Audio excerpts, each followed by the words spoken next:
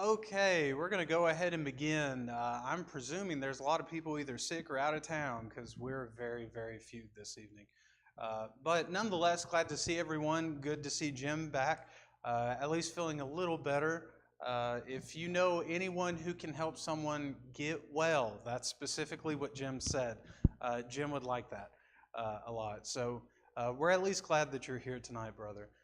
If you're viewing live stream, thank you for being with us. We're going to continue our study through Ecclesiastes here in just a moment, but we'll begin with a word of prayer, and then we will jump into our study tonight. Brother Lund.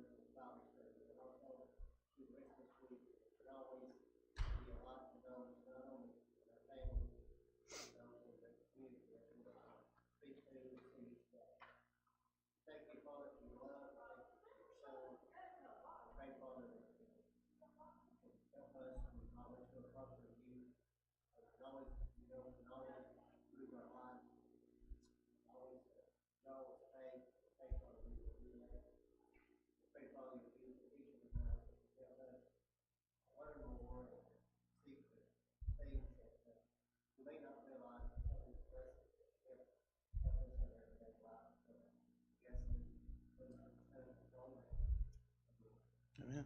Thank you. Okay, tonight we're continuing through Ecclesiastes, and if you had watched the live stream last week, we kind of finished up our thoughts from chapters 4 into chapter 6. And what we looked at from that text, the same questions keep being presented in life of Solomon's pursuits of figuring out what really brings about ultimate joy and ultimate happiness. And just to help us to kind of keep track as to where we are, really there's only two specific lenses that Solomon looks into if you want to look at the broad scale of everything. The first lens that Solomon uses to test what finds ultimate joy in life is he's going to go through 3 cycles, looking at life from the standpoint of, what if I allow what brings me pleasure here in this life? What if I look at life through that lens? And he attacks this question from different perspectives and maybe just a slightly different angle from a person's choice in life. So whether they choose to live righteously or they choose to live wickedly, all of them ultimately come to the same end. They're faced with a challenge every generation. They pass away, a new generation takes its place. That generation passes away, and a new generation takes its place. And where we find ourselves this evening is where Solomon is asking this question for the last time to maybe just give it a, maybe I'm missing something perspective as he looks through the lens again with mirth and the purpose of life. Now, what we're going to find from the text tonight as we go through chapter 7 and chapter 8, this is a kind of text that's called a collection of proverbs. If you've ever shot a shotgun, you know that shotgun shells have a lot of beads on the inside. And when you shoot it, you're kind of hoping that one of those beads hits your target. It's not the greatest weapon to use at a super long distance, but it is an effective weapon in the appropriate range. Well, what we're going to find from chapter 7 and chapter 8 is that Solomon leaves us with a cliffhanger at the end of chapter 6. I want you to notice in verse number 12, chapter 6, that Solomon is coming to the conclusion that the oppressions of the works that I do in life, I find others are affecting it, I find that I'm affecting it, but then there's the reality of everything. Death is affecting everything that anyone does. Some people, it takes them prematurely. Some people, it takes them at the appropriate time. And some people, it just seems like they're given more time than what we would think, why hasn't God taken this person? Well, notice at the end of chapter 6, there's still a problem. He would say in verse 12, who knows what is good for a man in life? all the days of his vain life, which he passes like a shadow. Who can tell a man what will happen after him under the sun? And again, from information we've read prior, Solomon looks at all the achievements in times past. He looks at all the achievements in time present. And he keeps coming back to this idea. I need to ask someone or look through the eyes of someone who is beyond time. If I can find that person, then surely I can find the true answer and the ultimate meaning for why am I here and what is my purpose. So in asking this question, we're now going to transition into chapter 7 and chapter 8, where we're going to look at one who gives us wisdom beyond our lifetime. And that would be God, ultimately. What Solomon does in the beginning of this, when he looks at this one last attempt through the mirth lens, he's going to look through, just follow with me for a brief observation, chapter 7, 1 through 14. Solomon is going to look at this from a very personal life experience by itself. What have I learned in this endeavor? He's going to come up with the same conclusion he's been coming up with. There's still an answer that's eluding me, and I'm finding effects for what people's choices in life lead to, but I'm not finding the answer that I'm looking for, and it's eluding me. In verse 15 to verse 23, we find this is the case, especially in verse 23. All this I have proved by wisdom. I said, I will be wise, but it was far from me. And then he asks the question, as for that which is far off and exceedingly deep, who can find it out? So in this initial observation, Solomon's still going to be left hanging. I still don't get it. And then in verse 25 following, Solomon comes to a conclusion, and he begins to shift his approach for how he's answering this question to look at it from God's perspective. Now, to see where we're going to end up this evening, look in chapter 8 and verse number 15 through 17. Chapter 8, verse 15 and 17. At the end of his third and final test using mirth as the lens, Solomon would say, I commended enjoyment. That's the same word in the Hebrew translated joy, and also mirth, as we found back in chapter 2, verse 1 through 3. Because a man has nothing better under the sun than to eat, drink, and be merry, for this will remain with him in his labor all the days of his life, which God gives him under the sun. And when I applied my heart to know wisdom and to see the business that is done on earth, even though one sees no sleep, day or night, then I saw all the work of God, that a man cannot find out that is done under the sun. For though a man labors to discover it, he will not find it. Moreover, though a wise man attempts to find it, he will not be able to find it. So, in using mirth as one of the criteria of finding one's true reason for living, Solomon still comes up short. And he would say, I can just go all my life without sleeping, live to be 80 to 120, just like my fathers before me, and I'll still never find the answer. Even if I live 1,000 years under this sun, I will still not find the answer. So he's going to adjust his perspective in chapter 9. So seeing where this is going to ultimately be the conclusion to this final test, let's see if we can break down some more particulars from Solomon. As I look at Solomon's answer from a personal life experience view, this is going to take place in the first 24 verses of chapter 7. I want you to notice something just in looking through this text. There's a word that keeps popping up over and over and over again. And it's like the Holy Spirit is saying, hey, this is what you need to look at. This is what you need to look at. This is what you need to look at. And it's the word better. Now, if you were to make a list of all the things that Solomon says, this is better, it's probably not going to be agreed upon by the ultimate consensus of mankind. Because the things that Solomon is going to say is actually better for people to do, very few people actually go down this road. Notice what he says beginning in verse 1. A good name is better than precious ointment, and the day of death better than one's birth. Better to go to the house of mourning than to go to the house of feasting, for that is the end of all men, and the living will take it to heart. Sorrow is better than laughter, for by a sad countenance the heart is made better.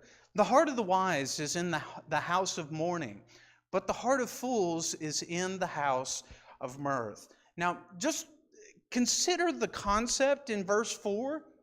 Why is Solomon saying that is a better place? Why is it better to be in the house of mourning than the house of laughter?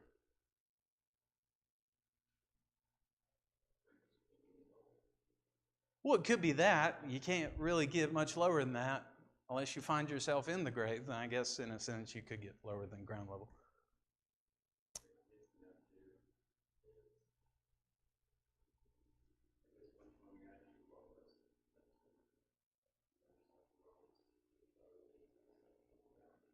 It could be that.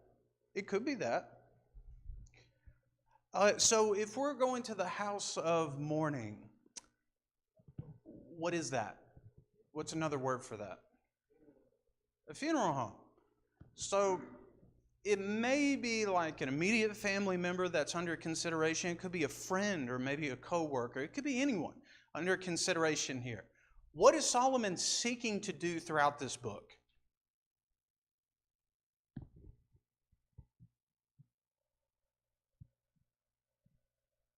What's your purpose? Why am I here? When I find myself in a place where I can actually think clearly, which I guess that kind of depends as to the relationship or the connectivity to the individual you're going to the funeral home for. But when I find myself asking the question, why am I here? If I really want to get a clear perspective on how to come to the proper conclusion, then let's look at it through that light. It's good for me to have a good reputation, verse 1. I need to consider the day of my death is better than the day of my birth in terms of my reason for living and being. It's better for me, in light of my ultimate purpose, to go consider what takes place when I find myself going to a place where people are mourning. I need to find out, why is it better that I should be in sorrow rather than in laughter? And why is it necessary for me to experience this kind of sorrow in order to, verse 3, for my heart to be made better? Well, under consideration of the question that Solomon is pursuing, these places are better because they put my life into a proper perspective.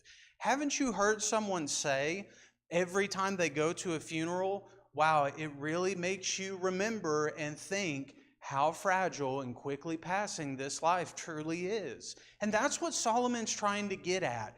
Think about where you're going to be. You're going to the same place, according to verse number 2. You're going to the same place where all men are going, the realm of death.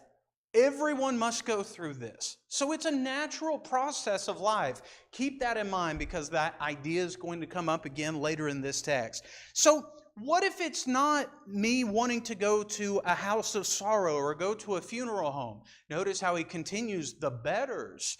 Verse 5, it is better to hear the rebuke of the wise than for a man to hear the song of fools.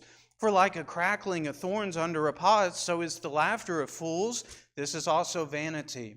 Surely oppression destroys a wise man's heart, and a bribe debases the heart. The end of a thing is better than its beginning. The patient in spirit is better than the proud in spirit. Do not hasten in your spirit to be angry, for anger rests in the bosom of fools. And do not say, why were the former days better than these? For you do not inquire wisely concerning this. So what if I refuse to accept the reality? Maybe I should consider that all men go to this ultimate conclusion. Well, if you refuse that kind of wisdom, let's run in line with verse 5 and following.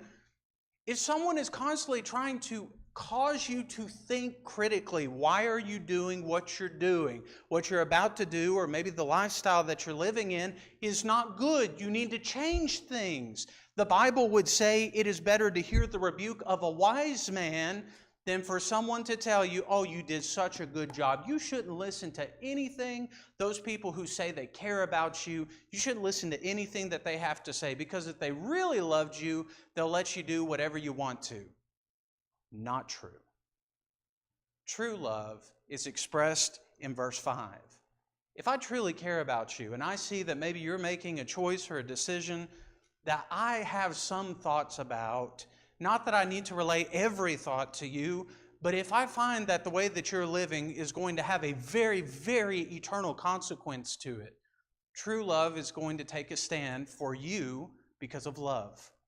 It is better to listen to those who have lived through life and those who have proven themselves, even in younger years of life, to have what some would call years beyond their own age.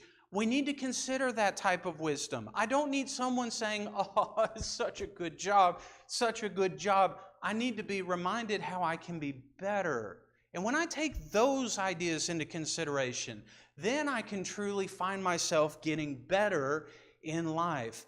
Now, true or false, if you were to live the way that the world lives, will that bring you ultimate fulfillment in life? If you live a worldly lifestyle, like the majority of the rest of the world, you will live a ultimately joyful life. You'll have temporary satisfaction to the end of your days, and that's what Solomon would say in his second observation from chapters 4 to chapter 6. But in the terms of ultimate joy, I'm going to find the things that wise individuals choose to stay out of. I may consider that to be a boring or a lifeless lifestyle. But have I considered maybe asking the question, why are they choosing to act that way? Why aren't they participating in those things that everybody else is supposedly finding their true happiness in life? Well, notice the temporalness of this. Verse 6, "For the crackling of thorns under a pot, so is the laughter of fools. This is also quickly passing," or it's very brief. You ever burned thorns before in a fire? They just kind of crackle here and there, and very quickly they just stop. Well, it may seem like everyone in your life is happy, but if they're not living a life according to God, Solomon is saying, look at the bigger picture. Live wisely. Now, verse 7, because he begins that second thought with, "So I returned under the sun," chapter 4, verse 1, "and I looked at all the oppression that was taking place under the sun. Surely oppression, I can't take this anymore. I want to be happy like they're happy." Verse 7, "Surely oppression destroys a wise man's reason." And I take into consideration, maybe you've asked the same question too. Why did Solomon do the quote-unquote italicized wise action of having 700 wives and 300 concubines? Does that seem to be wise? No. In fact, in 1 Kings, it would say it was because Solomon did this that he followed his heart's desire, and his wives ultimately took him away from following God. Now, we're going to see something interesting in light of that Solomon's going to begin to look to find out what kind of thought process is going to lead one ultimately to follow God. The point that Solomon is getting at here is that you can be the wisest man in the world and still be stupid. And there's no more blunt way of expressing that. But he also expresses this in verse 8 through 10 to remind us, don't focus so much on the past. Be patient, verse number 8. Verse 9, don't try to be aggressive or angry at people, because that is what fools do. And don't keep looking back in the past, verse 10, by saying, "Man, those were the days," and you're neglecting your present, and it shows because your future is no longer getting better. You're not investing in now. So, verse 11 and 12, what if you do plan for the future? Well, wisdom is good with an inheritance and profitable to those who see the sun. Why is it profitable to them? Well, they can do something with it. It's in their power. They can enjoy it the way that Solomon, again, remember our ending conclusion, chapter 8, verse 15. It's good for a man to enjoy and just eat and drink the pleasures that God has given him. It makes sense. You can't take any of these things with you. And he would even say, verse 12, wisdom is a defense as money is a defense. And that the excellence of knowledge is that wisdom gives life to those who have it. Now, Solomon's going to throw kind of, I want to call it a goad, because when you look in chapter 12, he would say the words of, or the life of a scholar, or the mind of a scholar, the words of the wise are guided like a goad that is guided by one shepherd through life. Verse 13 says something really interesting, and it actually goes back to a statement that we've already read. Notice he would say, consider the work of God. So I've been looking at all these things that other people have been pursuing. I've been seeing from my observations what may seem good in life. But what about God? Who can make straight what He has made crooked? That's a callback to what we just read in the prologue in chapter 1, verse 15. Who can make straight what God has made crooked? Or who can make crooked what God has made straight? Notice verse 14, the proverb writer, Solomon would say, in the day of prosperity be joyful, but in the day of adversity consider. Now, this is important for our next portion. Surely God has appointed one as well as the other, so that no man can find out nothing, or so that man can find out nothing that will come after him. I have enough concerns in my life, I have enough joys in my life, so that I'm not thinking so much beyond what I'm enjoying now, though there are some times where I can maybe plan for the future that I will simply not be alive to be a part of. But that doesn't mean that I can't leave something for those who will continue. I want you to notice, in light of the temporal actions in verse 1 to verse 12, all these things are simply life choices. You can decide whether or not to go to view those who are in sorrow. You can decide whether or not to be wise in your actions. You can decide whether or not you want to be selfish or you want to be selfless. All of those, anyone can choose. But if God does something, you cannot change that. And what Solomon's going to try to do, beginning in this text all the way to the end, he's going to bring back this idea. Who can tell a man beyond his days what's going to happen? Well, God can. And He already has explained what's going to happen throughout this text. We need to fear God. We need to follow Him all of our days so that we can be acceptable to Him. Would it be unloving if God did not allow all of us to experience happiness, days of happiness, and days of sorrow?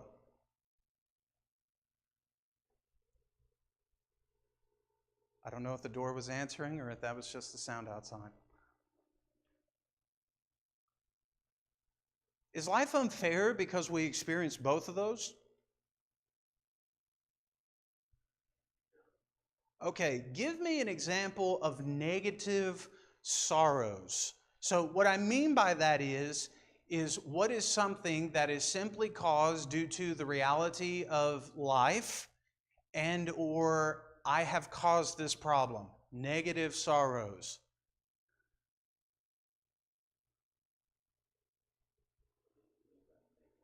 Okay, so a negative aspect of looking at sorrow, because I must take all the good in life, as Job would tell his wife in chapters 1 and 2 of Job, I must also, if God gave us all things, if God so chooses to take away, I must accept this. Why? Solomon is saying that is simply how God made things to be. Is it wrong that God has allowed in the reality of life for our loved ones to die?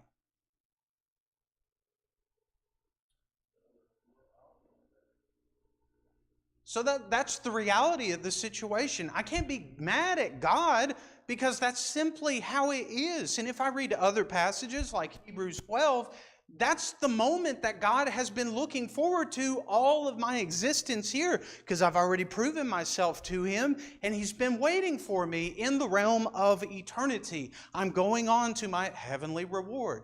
That is supposed to cause me to think and contemplate. I'm going to be there sometime.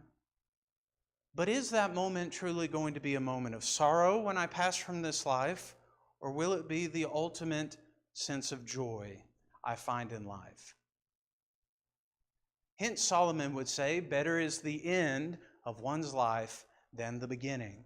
If I look at sorrow from a negative lens, those are simply repercussions because of the reality of how we live life. Now, positive aspects of sorrow.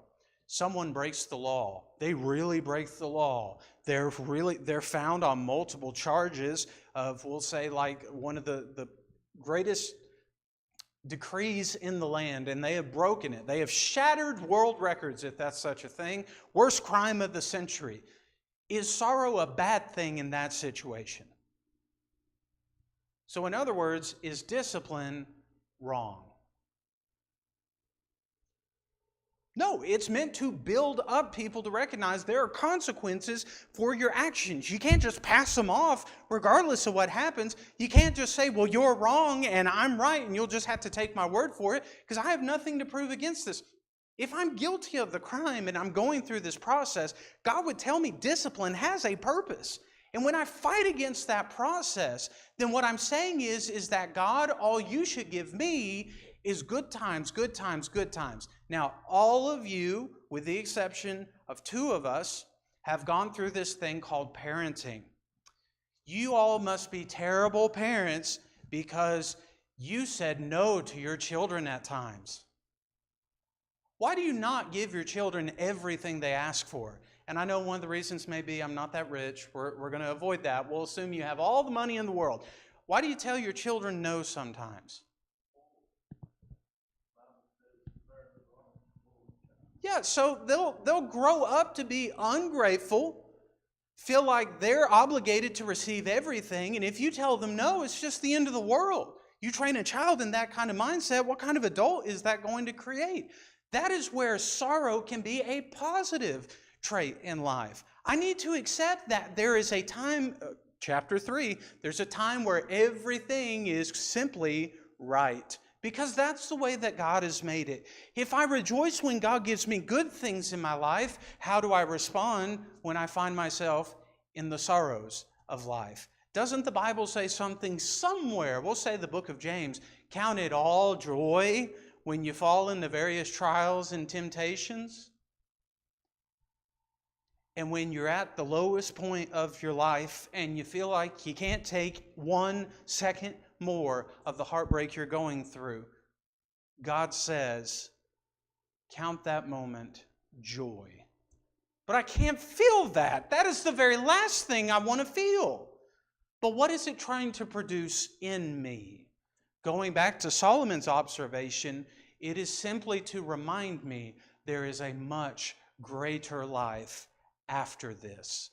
I don't have to go through this again once I enter into the doorway called death. It simply opens up the real aspect of what it truly means to live.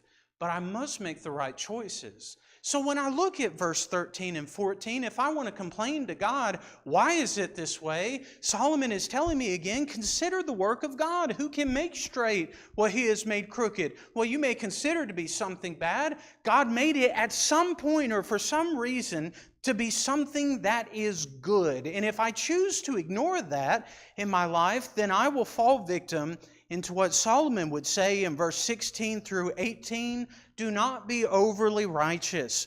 Don't be overly wise. Why should you destroy yourself? Do not be overly wicked, nor be foolish, for why should you die before your time? Notice 2 different alternatives in verse 16 and 17. If I claim to know it all and live it all, people will not want to be around me. Why should you destroy your reputation? Look back at chapter 7, verse 1. Doesn't it say something that a good name is to be chosen rather than precious ointment? That would be something, consider the ointment that Mary spread over the feet of Jesus. And it would say, if you put it into monetary terms, it would be over $30,000 for a perfume. Your reputation is worth far more than $30 million. So should you sell yourself for $31,000? No. A wise man will keep his integrity and he'll do what God asks him to do. So don't destroy your reputation. Verse 17, why should you be overly wicked and foolish? Why should you die before your time? You ever seen people who they're having a funeral for the kid or for the boy or the girl because they decided to go do something and quote unquote live life only to live their final moments? Why should you be dumb Why should you do something that will make it to where you're going to regret this the rest of your eternity that you're about to enter into? Have you ever told someone you could have killed yourself? These are those moments. Don't be foolish. Don't be overly wicked. Now, God's not saying it's okay to be wicked, and it's okay to be righteous, and it's okay to be wise. What He's saying is know where that spectrum is and live accordingly as God desires you to live. Again, I take into consideration verse 13. If God has said you must live wise and righteously, why should you take that even further than what God has said and you end up becoming someone no one wants to be around?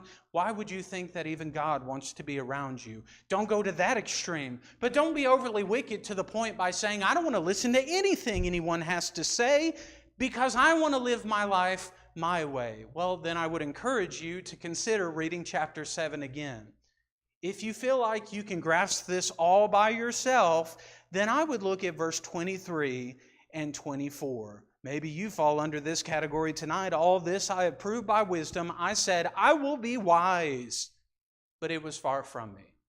I know what I'm doing. Don't tell me how to correct my life. It's my life. It's my choice. I'll do whatever I want to. Well, by all means, you can be wise, but notice what the wisest man is saying from this observation. I said at one time, oh, I'm wise, but in reality, it was nowhere near me. Don't be so arrogant in your wickedness that you refuse to listen to, verse 5 and following, refuse to listen to the rebuke of the wise. They care for you. They love you. And notice verse 18, if you get this, don't be overly righteous, overly wise. Don't be overly wicked and foolish. If you get this, note this, it is good that you grasp this and also not remove your hand from the other. For he who fears God will escape them all. This is the section of using wisdom as God intended. When I look at these proverbs of what is truly better in life, when I look at what God has set and simply made the reality of this realm to be, and I live the way that God wants me to live because that's how God designed this life to be lived, I need to look at wisdom the way that God intended. Live how God asks you to live, and when you do that, into verse 18, it's the one who ultimately fears God. That's the one who will escape the extremes on the left and the extremes on the right, and he will live in that realm that God says this is the right and acceptable way. Notice verse 19 and following, wisdom strengthens the wise more than 10 rulers of the city. It's not about power, it's about how you utilize your current condition. For there is not a just man on earth who does good and does not sin. And this is important for all of us to take into consideration today, especially in the younger generations, but I also find at times all generations need to be reminded of this. Do not take to heart everything people say, lest you hear your servant cursing you, for many times also your own heart has known that even you have cursed others. If you really just depend on what other people think about you, you will be let down every single time. Which is why you must be wise as to what you actually allow to affect you and what you don't allow to affect you. A man of wisdom will be able to take, maybe someone's going through a really bad day, they make a comment out of their anger towards that situation, and it has nothing to do with you per se, other than they didn't mean for it to come across so harsh, and now that it's out there in our world and in my mind, if I dwell on that, I could ultimately destroy myself. We have another term for what that's called today, and it's simply called social media. I need all the likes, I need all the followers, I need all the views. That way I can feel appreciated in this life. But what if the people who I'm aiming for simply don't love me the way I want them to love me? You're taking to heart everything people say. And that would also include the wisdom that you receive in this life. Be very careful who you ask advice of and how you go about seeking that advice. Because if you really get down to the nitty-gritty, we could also reinterpret verse 21 to be this: don't take to heart everything people say, lest you hear your own family cursing you. we need to be very careful. Even if you're the closest person to me or the furthest person to me, I take nothing personal unless I find there is maybe a deeper intent that would inquire me to investigate those claims or statements. So verse 23, all this I have proved by wisdom. And I said, I'll be wise, but it was far from me. For that which is far off and exceedingly deep, who can find it out? Who can find out the way that God has set up things? Verse 13 and 14. I can't find it. And that's the alluding why from all of this. Notice in, let me make sure I'm on the right path. Notice in verse 25 and 26, he tells us again, I applied my heart to know, to seek, and to search and seek out wisdom. But he adds something else. And the reason of things. Why is it like this? Why do I find that it's better to go to a funeral home than to go to a birthday party? Why do I find that it's better to be rebuked rather than everybody on my side? Why do I find it to simply go places where not everybody's going and stay away from things where everybody's flocking to? Why is this the better alternative? Well, why? Why is this better? And that's going to be the question Solomon's going to pursue from this verse onward to the end of the book. But notice there's one more thing that we find wisdom can help us to find as God intended. I find more bitter than death the woman whose heart is snares and nets, whose hands are fetters. Quite literally, she's a gimme, gimme, gimme girl. Gotcha, gotcha, gotcha girl. Gonna girl. Hey girl. She's not a very kind woman. There are other terms across the Bible, you've probably come across them, for the type of woman who tries to take everything from an individual and leaves them in the dust with nothing left. Now, Solomon is simply making an observation from a woman, but there is also men who follow in the same category. He's talking about the kind of woman that you read from Proverbs 1 all the way to chapter 9, and that is not a good woman. That is an ungodly woman. So notice he would say, if I find myself being attracted to this kind of person, notice verse 26, he who pleases God, tells me back in verse 18, another word for pleasing God, fears God. He who pleases God shall escape from her, but the sinner shall be entrapped by her. I have no way to get around this. I find myself constantly coming back to this.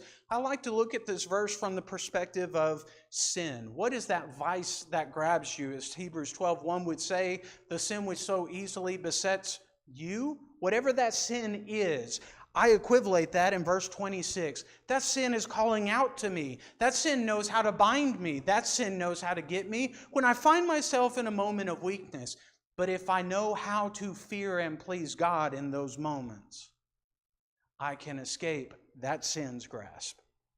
That's a powerful outlook on this verse, but I need to consider not just from a human standpoint of how others affect me, what about what really affects me in the heart? So when I look at sin here, notice the ending conclusion here, as the preacher looks beyond himself and he comes to another kind of a mid-conclusion to his third observation. Here's what I found, adding one thing to the other to find out the reason. That's actually a really good strategy. How can I really find out the ultimate meaning of life?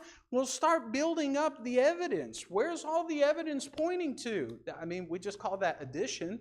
In mathematics, we learned that they do that in kindergarten now? We learned it in first grade, but it's an elementary concept. If I really want to find out the answer, I did all these things, adding one thing to another, which my soul cannot find, and it still seeks. One man among 1,000 I have found, but a woman among these I have not found. What has he found? Truly this only I have found, that God made man upright, and they have sought out many schemes. Who is like a wise man? 8 verse 1, and who knows the interpretation of a thing? A man's wisdom makes his face shine, and the sternness of his face is changed. I want to look at this language real quick, because on first glance, it's almost like the preacher is saying that if you are a man, you have a better chance of being right with God than if you're a woman. That's not what Solomon is saying. Even though after multiple reads and multiple reads and multiple reads, you're thinking, did Solomon hate women? This is Solomon. Did Solomon really hate women? He loved them. He married a lot of them. And he had a lot of concubines as well. That's not what he's saying. If I look over and I want to understand what kind of imagery is Solomon trying to use here, I look into passages like Genesis chapter 6, verses 1 and 2, and I want you to notice in the beginning of that text, it would give us two different distinctions of individuals based on the choices that they made. This is not an idea of gender, that no woman can be righteous and only one man out of 1,000 can be righteous, but it's the way that it's using terms for where one's origin point truly comes from. Think of it this way. All of us have experienced birth from a woman. That is simply our means of coming into life. But who was mankind formed from? Who used the dirt? God. It is using symbolic language going back to this idea we find in chapter 6, verse 1 and 2, and the very last verse of chapter 4, which would say, after Seth had begot his son, in those days men began to call on the name of the Lord. I find this division in the genealogy in chapter 5 between a wicked branch and a righteous branch. And notice in the beginning of chapter 6, it shows the division of this. It came to pass when men began to multiply on the face of the earth, and daughters were born to them. Notice this, the sons of God, those who called on the name of the Lord, those who followed God, began to see that the daughters of men, that they were beautiful, and they took wives from themselves from all whom they chose. Essentially, those who feared God began to look at those who did not fear God and said, man, you're good looking on the outside. And then when they finally got themselves in those relationships, ultimately, with the exception of Noah's family, which came from the side of sons of God, here's where they all found themselves about 120 years later, outside the ark. Which means, a side note of marriage, be very careful who you marry. And if you choose to marry someone who's not a Christian, may I encourage you to read 1 Peter chapter 3. Your goal in this life is to make sure your spouse obeys God. I can't imagine loving someone or saying I love someone, and I can't even bring them to the Almighty God. That's not love. We're not here for a temporal enjoyment. In fact, their soul will be held accountable to you if you do nothing towards your spouse. What Solomon is saying here is, I find that if a man pursues what God says is right, going back to chapter 7, if I find that there is one man who claims to love God and follows the ways of God, who is the creator of mankind, I still find that even those who say that they're right with God, most of them are not. But then I find myself looking at the lineage and the ideas that comes from mankind in general. The daughters or the sons of the daughters of men, these are people who have ungodly lifestyles, they have unwise wisdom, and they could care less about God. They get caught in the fetters and the traps and the foolishness of the woman whose heart is simply to ensnare those to cause them to sin. This is what Solomon is saying in verse 29.